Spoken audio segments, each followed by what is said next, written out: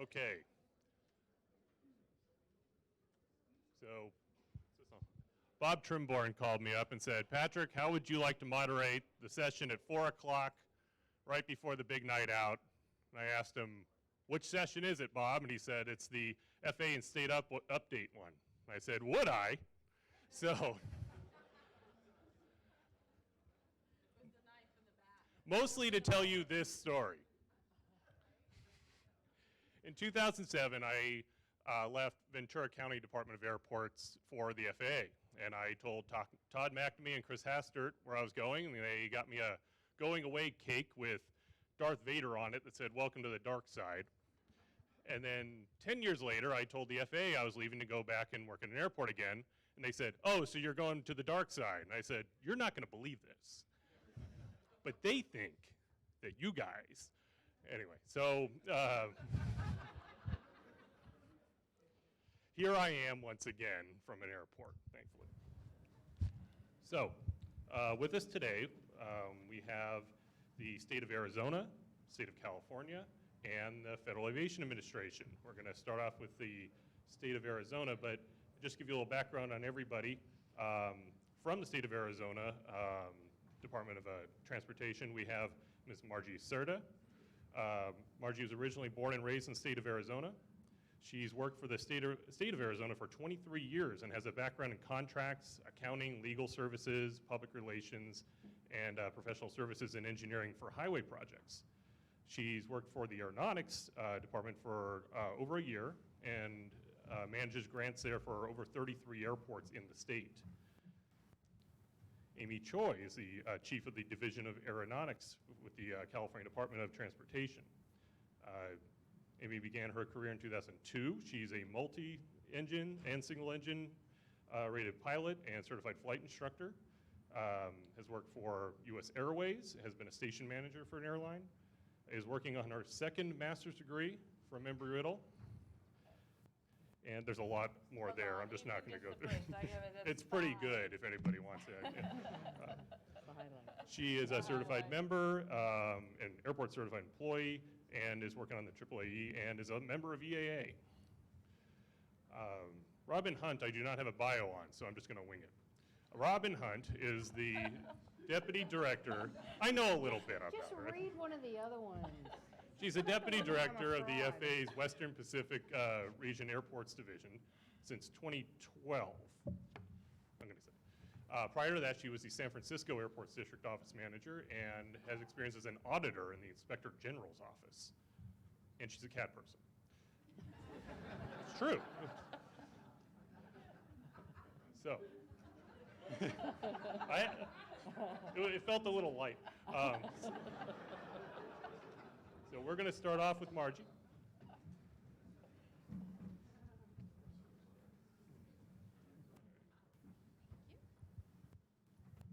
Thank you, Patrick. Hello, everybody. Okay, this is going to be nice and short. So, let's see how this goes here. I'd like to start off with who we are.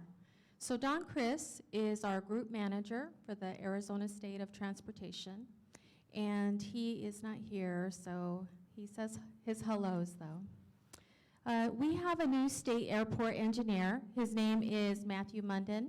He's been with us for a few months, and he's doing really awesome. And then there's two grant managers, and myself and Lisa Yaris. Would you please stand? So we're very happy to be here today. We also have a new admin assistant, Sonia Pisano. We're so excited to have her. She's definitely organizing us. Okay.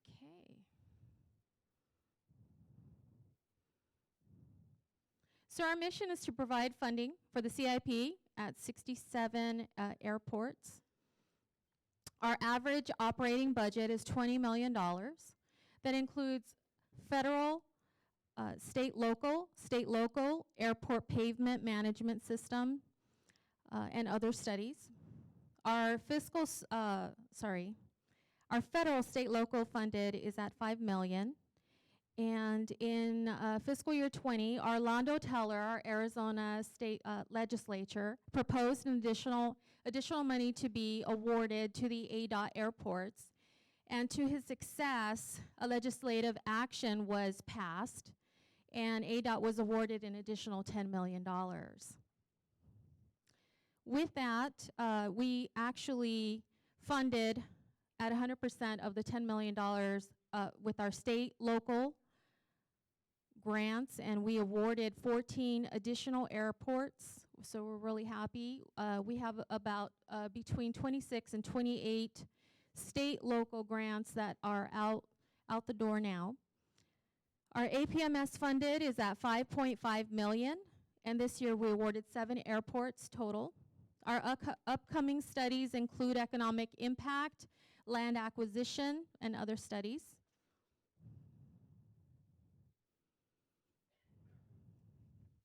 Our objectives are to focus efforts to promote, grow, and sustain aviation, provide various types of funding support, and emphasize on client service.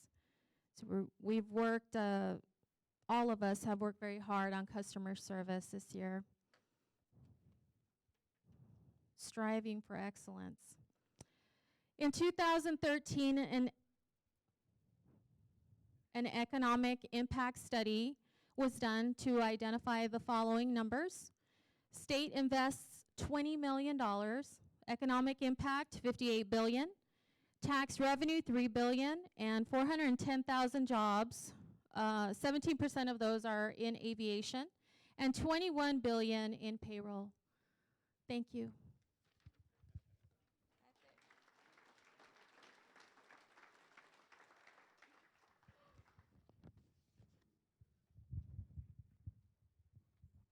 I was hoping we were going to get to stay sitting down. I'm losing my voice, but since the precedent's been set, I'll stand up.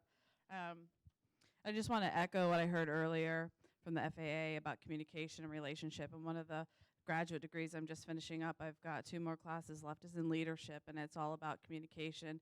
And that's something that we're striving for also in the state aeronautics department to help better serve our airport sponsors, do some outreach education. And I thought maybe about throwing candy to people because I like to be interactive. And again, it's almost 5 o'clock on the first day, a big full day. But my question to you is going to be, how many of you know who your ALUC members are? And how many of you reach out to them? Because when we talk about land use compatibility planning, dovetails in with the money. And how important do they know our airports are? Because we know how important our airports are, but do they know it? So with that, I'm going to leave that out there, and I'll promise you candy next year. So the update for us from the State Aeronautics program, I don't have as beautiful numbers and money and funding and all that stuff, but what I do have, surprise, is a 4-year guarantee that we can fund AIP matches with a $150,000 cap. So knowing that going forward, you can plan for the next 4 years, that it might not be 5% for all of your projects, but we're trying to spread out the money. It's first come, first serve. So again, the planning, the sooner you know, the sooner you get it in, we can help you. I'm hoping that that changes, but as it is, we'll at least have 4 years. That was our governor's budget. Caltrans also has, oh, there we go. Sorry about that. Caltrans also has a new director. He's a planner from Tennessee. He was sworn in October, Toksama. I also have a new boss that hasn't been sworn in yet, our deputy director. She's got a planning and engineering background, so we're seeing more of a leadership role, outreach partner. Caltrans has been more of a project-based management company, agency organization, and now we're getting more in the leadership, outreach, communication. And that's, again, relationship building, talking to your airports and your community, because the airport really serves that community. We are doing our new California Aviation System Plan update. It's underway. We're having our stakeholder steering committee meeting on Thursday afternoon. That'll be our second one, but first with the review. We're partnering with MDOT to do that. It's going to be the first of its kind. We're looking at how aviation integrates with transportation, so we can have those roadways that are going into the airports thought about. I know coming from Sacramento County and the ops office and now going to Caltrans, the right-of-way into the airport is Caltrans property, and it's a bottleneck, I know, because I was out there in ops, and it's like, how do we get this project aligned that's meeting the increased passenger demand? And those are some of the discussions that I've been having internally with Caltrans to say, hey, yes, we do have an aeronautics division, and we're being noticed and listened to. So the future's bright. I've only been in this position for 7 months, but we've seen change.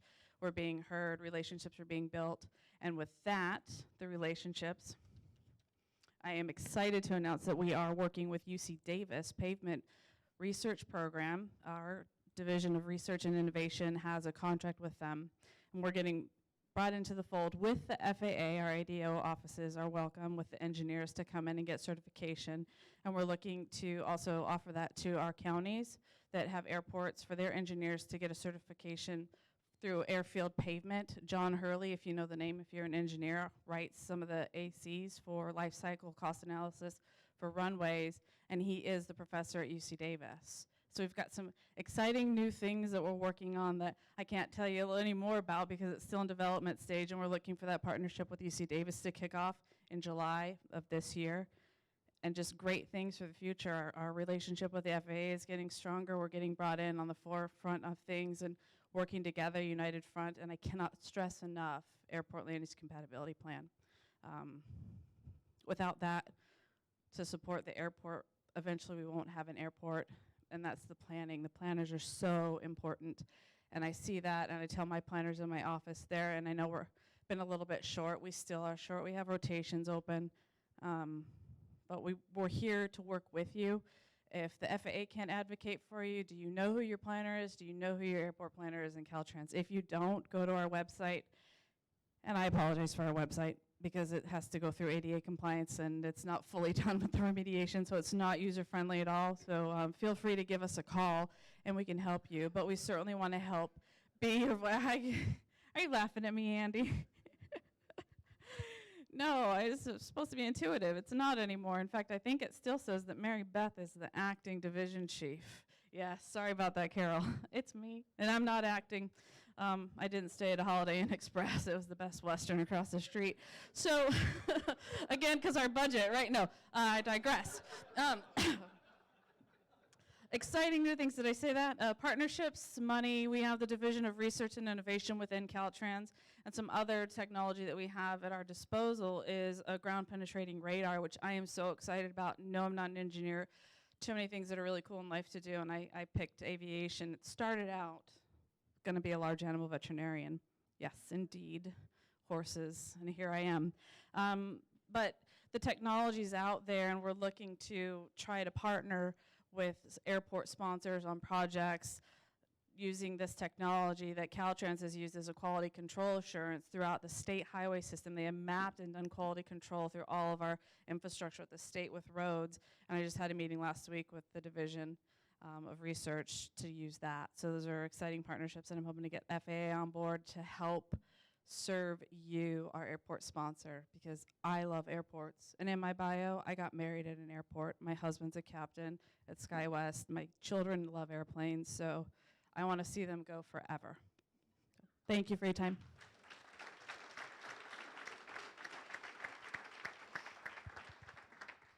You probably want a new mic because I'm sick, I think. That one works. We'll turn this one off.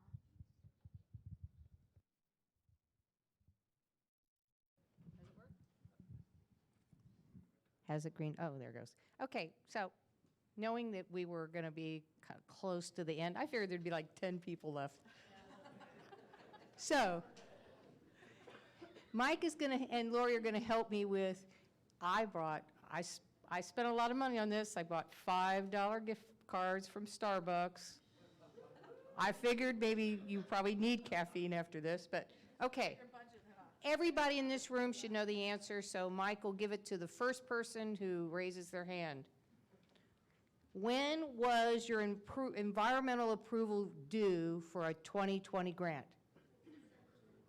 Okay, pick somebody with their hand up, Mike. All right. Yay.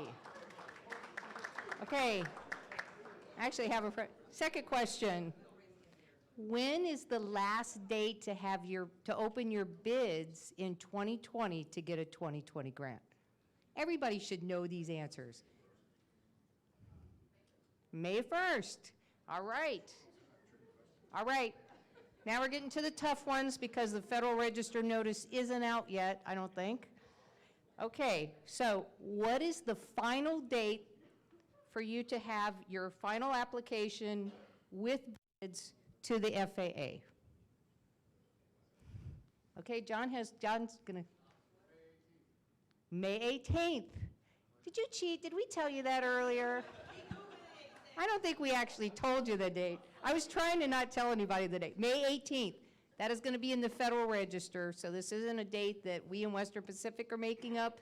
That is going to be the national date for having your final application with bids to the FAA, May 18th. Okay.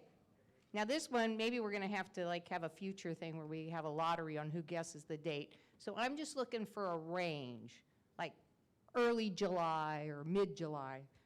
What do you think is our current projected first grants will be issued for 2020? Late February. Close, but you didn't get it. November 2020. Not November. Late February was really close, so, huh? Nope, not April 1st. Huh? Wait. Huh? Huh? Early March. There you go. So, all right, so now for the presentation of what you just learned. I know, because I don't only have 4 questions, but I thought maybe we'd have multiple winners. Yeah, you were close. Give it to Gladys, because she may be right in the end. We're hoping Gladys is right. All right, so here's again kind of the stuff we're going to talk about, all the exciting FAA stuff. But again, this year, I was telling somebody earlier, when I first did this conference about 11 years ago with Brian Armstrong, at that time, the movie that was out was Tom Cruise in Jerry Maguire, and our slogan was, "Show me the money." So I was driving home the other day. I have a really long drive in LA, and I thought, well, what would my movie theme be for this year? And the only thing I could come up with was Fast and Furious, because I'm telling you guys, it's the end of January, and when you see these dates, that's what you're going to be thinking. All right, so here's some, just for last year, kind of where the money went. You'll see that California always has a big number, but it includes the noise money, and they get quite a bit of noise money in Southern California. Here's the breakdown. Again, as we should, we're spending most of our money on pavement. All right, here, just so everybody knows, is where our 2018 supplemental funding went. You'll see that the majority of the grants have already been issued, but we still have a few to go, and we're coming up quick on the deadline for those grants. That was the $1 billion. 2019 was $500 million. We've issued 2 grants, and we have quite a few still to go, but hopefully those will be out soon this year as well. Okay, 2020, anybody who read the budget, we have $400 million in 2020 supplemental. And if anybody realizes, okay, so it's, as Mike said earlier, it's a 5-year reauthorization. We got $1 billion the first year, we got $500 million the second year, and we got $400 in 2020. So again, we're developing that list right now of what projects. We're looking at this time, instead of like 18, you had 2 years to get your project together. In 19, we were giving you like a year and a half. In 2020, they want bid and ready to go in 2020. So honestly, in Western Pacific region, we kind of struggled because we're asking ourselves, how many projects do we really have that are ready to, basically are shovel ready to go this year? And I'll just tell you, it's been 3 years in a row. We should all be planning and expecting that hopefully there'll be 2021 supplemental. So if you haven't gotten supplemental yet, and you have a great project that hasn't made it to the DCL, I'd be talking to your ADO about how you can be ready for 2021. Because once we get the budget, it'll probably be the same thing. They'll want projects that could go that same year. So, I mean, it's a good thing, we're getting more money, but we got to get ready to get it. So, are you ready? Okay, AIP program has, as Mike said, already started. We are already programming for the first grants, and they already issued to the ADOs a large allotment of discretionary. They're taking a totally different approach. Kirk, our associate administrator's whole goal is how can he get all the money out the door? So it's really going to be those people who are ready this year are going to get their grants, and those people who think that maybe they'll think about it in July or August are going to find that 2021 is going to be a really good year for you because you missed 2020. So really, really, we've been talking about these dates, we've been talking a lot, but everything is earlier this year. They're going to issue the grants early, like we said, late February, probably early March, early carryover deadlines, earlier bid dates, and the goal is for 2021 to have even earlier dates than 2020. So, here are the dates. Again, the first ones, we've always told you December 31st for your environmental approval. Draft grant applications should already be with the ADO. We begin issuing grants, we expect, in early March. The final bid date opening is May 1. These are all Western Pacific goals we've always pretty much had. June 19th, we figure is going to be our last day to program grants. June, not July or August or September. And the goal is that the last grants will go out in August. So we have some people who have told their ADO, I think I'll be going out for bid in August. At this point, you're going to miss the 2020 program. If you were thinking early September was looking good, you're going to be too late. Because again, we all know that it's hard to determine in the bid environment what's really going to happen. And we can't wait until the last day to get your bids, because if they come in high and we can't fund that project, then we have to find another home for your money. So we really need this stuff earlier. So here are the Federal Register notices. These are going to be out in the next week or two in the Federal Register. April 1st, written, which is a little different, written intent to use your entitlement funds, or we carry them over. May 18th is going to be your final application date with bids. So those who have been listening for the last 11 years for May 1 should be able to make that May 18th.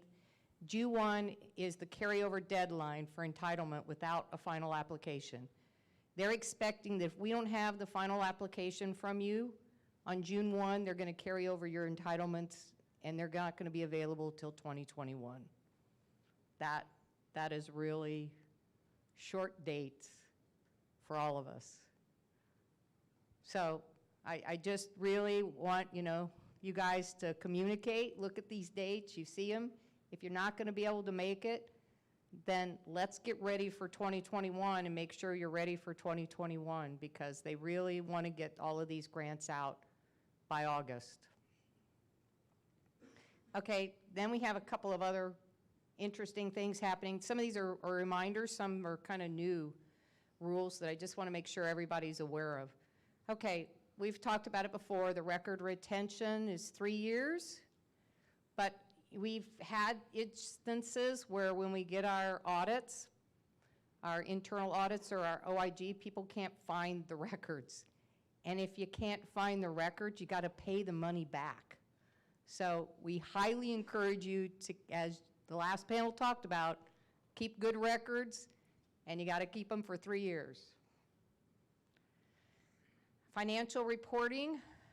When we had the OIG audit the AIP program recently, they found that the ADOs did not have a lot of the 425s and the 271s or 270. These are all annual reports that are due every year.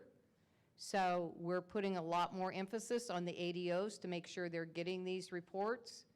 So it makes everybody's life easier if everybody just sends in the required report and we don't have to bug everybody. But we really, in fact, even in our internal, Arlene, who's our 610 Airport Planning and Programming branch, she audits the ADOs. We audit ourselves, just like we audit you. She audits every ADO every year, and she has to report to headquarters what the results were. And in every ADO, they found at least one airport sponsor, and again, it's a sample, that had not submitted the 425s. So this is really going to be a focus area for the FAA. So I'd encourage you all to make it a focus area for yourselves to get those reports in. This is just to show you how many inactive grants we have. Obviously, getting our grants out earlier this year, we really think that's going to help us with our inactive grants and grant drawdowns in the future, because we do have a lot of sponsors, not a lot, some sponsors this year that we think are going to get grants in early March and hopefully have their project done by the end of the fiscal year. So that puts us in a much better place with our inactives and our drawdowns. We have a lot of old grants that are sitting out there, 70 at the start of the fiscal year. And this becomes more important because starting in your 2016 grants, which those are the grants that this year we would consider 4 years and older, they've changed the rules. So we can no longer let you go past 4 years. Well, you can go past 4 years. You just can't draw down any more money. Anything you spend after the 4th year from the date you took your grant, so it's not the 4th year from September 30th, it's from the date on your grant, the date that everybody signed, you cannot spend any more money on that grant after that date. So if you got your grant August 1st, 2016, that means after August 1st, 2020, anything you spend will not be eligible for reimbursement. So it's really, really critical to all of us that we get our grants out, that you spend the money for the projects, because nobody wants to have a project that's halfway done and all of a sudden you lost your funding. And we can't give you new funding for a grant that went past the performance period. So that's a new requirement. Fortunately, it doesn't apply to those grants prior to 2016, but starting with those 2016 grants, this is going to be critical for all of us. And you see there that we still have quite a few of those grants that are open right now. So they'll be approaching their 4-year no more drawdowns. And then you basically have 90 days to reimburse yourself. So you can, make the expenditure, incur the expense, and then in 90 days, and then you have to close out the grants. Okay, another big change for those who have PFCs. In the 2018 reauthorization, there was a requirement for FAA to do PFC streamlining. Unfortunately, it takes us a really long time to get things through the Federal Register process to get something implemented, so we're taking a new approach, which is we can tell ourselves to do anything we want, we just can't tell you to do anything. But this is a good news story. I mean, PFC streamlining really is a benefit to everybody. And that is, so now we are going to start having PFC streamlining for all airports. It was only for non-hubs. So this is called a pilot program. But basically, we can do PFC streamlining for everything but those that you see there, multimodal, debt or otherwise ineligible, blended, terminal buildings, which are over 25 million, which are the really complicated ones, significant controversy, or policy precedenting projects. So any of those bullets will still go through the original 120-day processing. Any others, if you choose, can go through the new and improved 30-day process. So that's a really, and the benefit is you don't have to do an attachment B. You can instead send the attachment H, which is much shorter. You're not going to get a 30-page FAD that FAA spent 2 weeks writing and reviewing and editing. You're going to get a couple-page acknowledgement. So, I mean, this is a big time saver for us. It's a big time saver for the airports. But as the bolded last bullet says, it's going to be critical that airports that are trying to do this streamlining work with the ADO, work with your PFC specialist, give us draft applications so we can make sure there's not anything that's ineligible or has questions or is going to become controversy, so we can get these processed as quickly as possible. And we really, really think that this is going to be a huge time saver for our staff and for you. So that's going to be one big change for those who have PFCs. And that's it. So, questions, right? Oh, look, it's 4 o'clock there. They're ready to go home.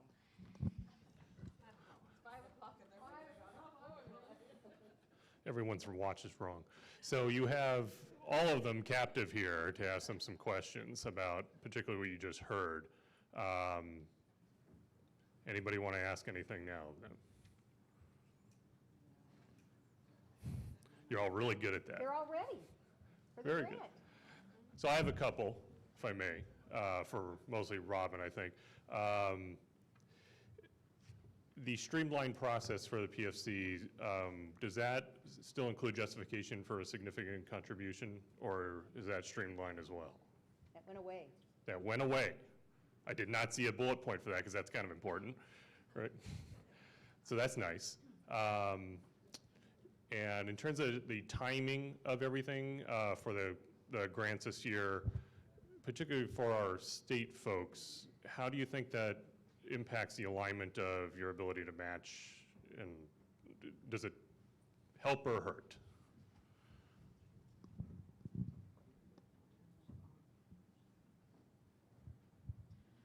Our process stays the same. So as far as alignment, we can go in and meet with the California Transportation Commission, CTC, and amend our CIP instead of every 2 years to do it annually. That's always been an option. But just plan early because our matching is first come, first serve. We don't earmark and can't hold anything out. Even if we do have communication that you're doing a project, that's great, but we need to see the application. And I know that there's some issues potentially with applying for a matching grant. And that's a regulatory thing, not a statute. So we're looking at making it easier for you guys to get matching grants from us, California. All right. Got the mic. Somehow got it. For Ms. Choi, thank you for your presentation, and I'm Bill Sabo from the Monterey Airport District.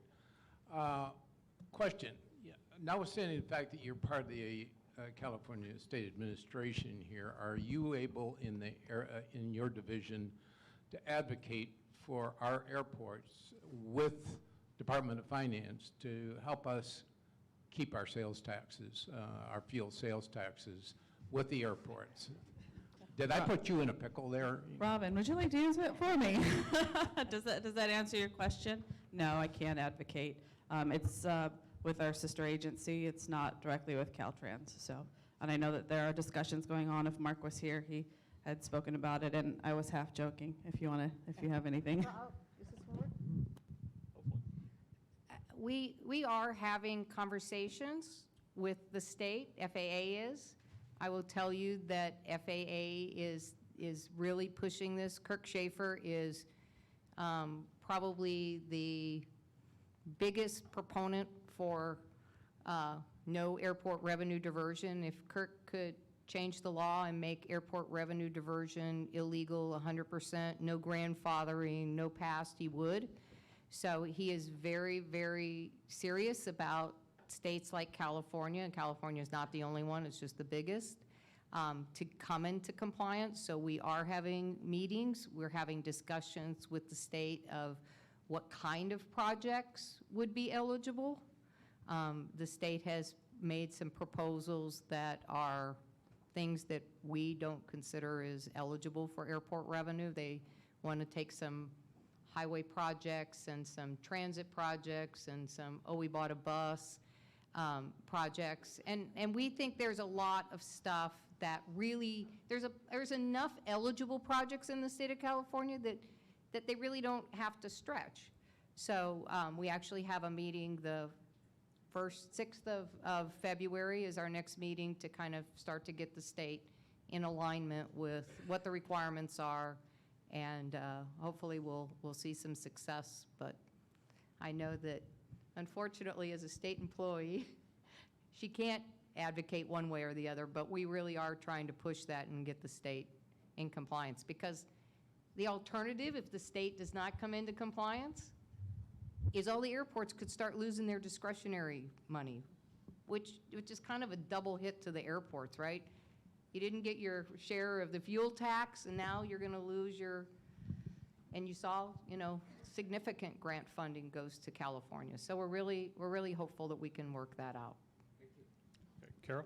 But there is encouraging news because AOPA, ACA, and CAC, the California Airports Council, and the California Pilots Association have written a combined letter that to Mark so that he can, oh, is it to Schaefer? Right, it's to Kurt Schaefer, so that they can understand the needs of the airports in California. So even though Amy can't advocate for you, the rest of us are. So you should be sure you belong to all these organizations. And we listed things, for example, that instead of just getting $10,000 a year for the annual grant, maybe it should be $50,000 a year. I'm sure a lot of airports could use that money. And also the, what was it, the PFAS, you know, the remedies for that, there's plenty of money in the money that the state is diverting to remedy some of these other issues. So those are the kind of things that we have already advocated for.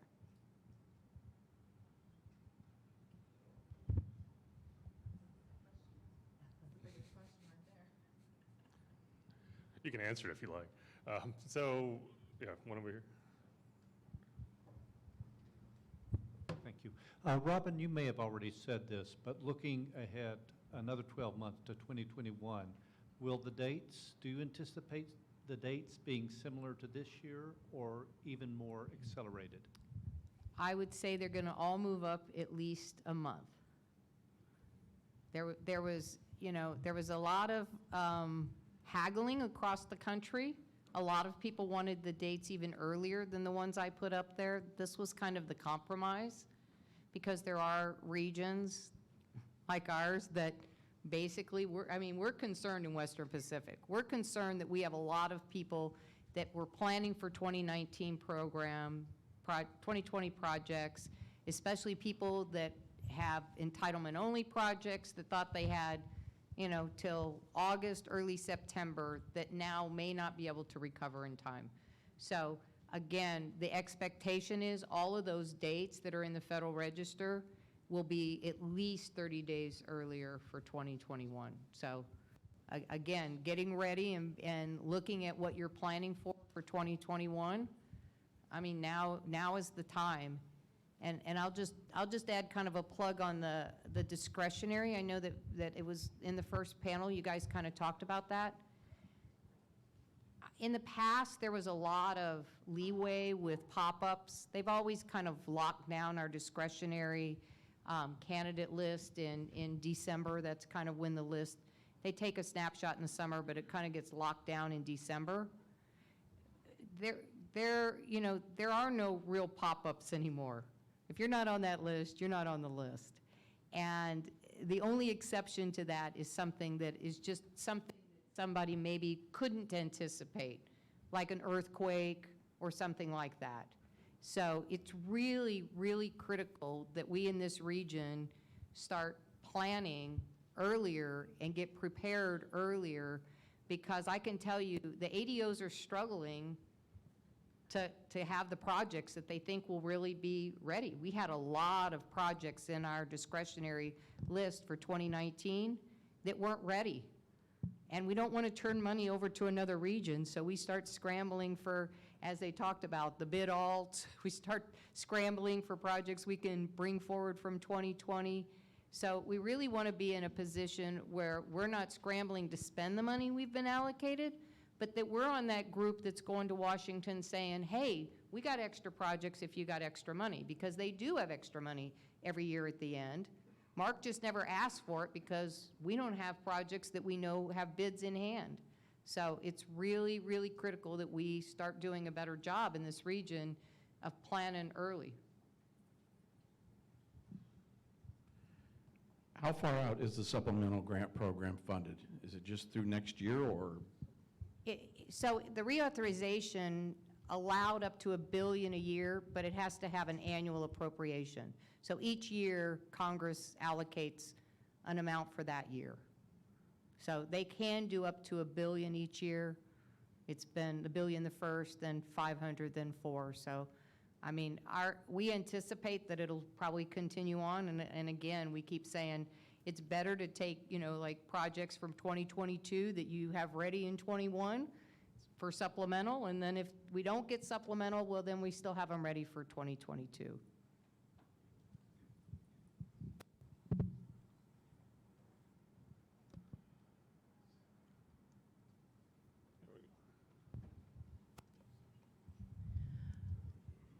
I know recently I have a specific project at my airport that our ADO had requested we separate it or spread it out over a few years. Excuse me. Do you think that it's beneficial to maybe go, because we're ready to go to bid on the project, is it beneficial to do that with base bid with 3 and 4 alternates so that if in the possibility they have the funds to do all of it at once, I can get it done? I would say talk to your ADO because it kind of depends on what kind of funding. But typically, if 2020 repeats 2018 and 2019, yeah, I've been an advocate for you know, if you're spread out over a couple of years because of funding limitations on our part, not your part, that people do bid alts, because then if we have money at the end of the fiscal year that we're looking for somebody that can take it, you got bids and you're the perfect recipient. Thank you.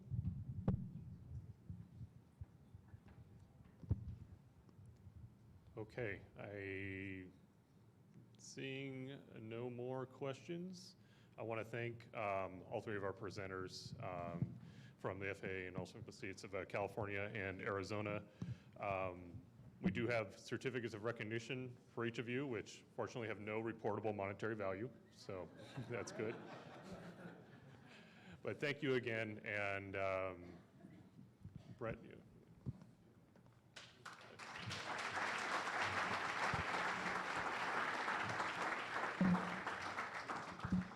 Thank you for sticking it out today. That's the end of the program. Just remember, tonight at 7 o'clock, we have the murder mystery event over in the Dolphins Ballroom, which is out the doors to the left. And then we will see you back here tomorrow. Gladys, any drawings, or are we done for the day? Drawings tomorrow, so bring your business cards. Thank you.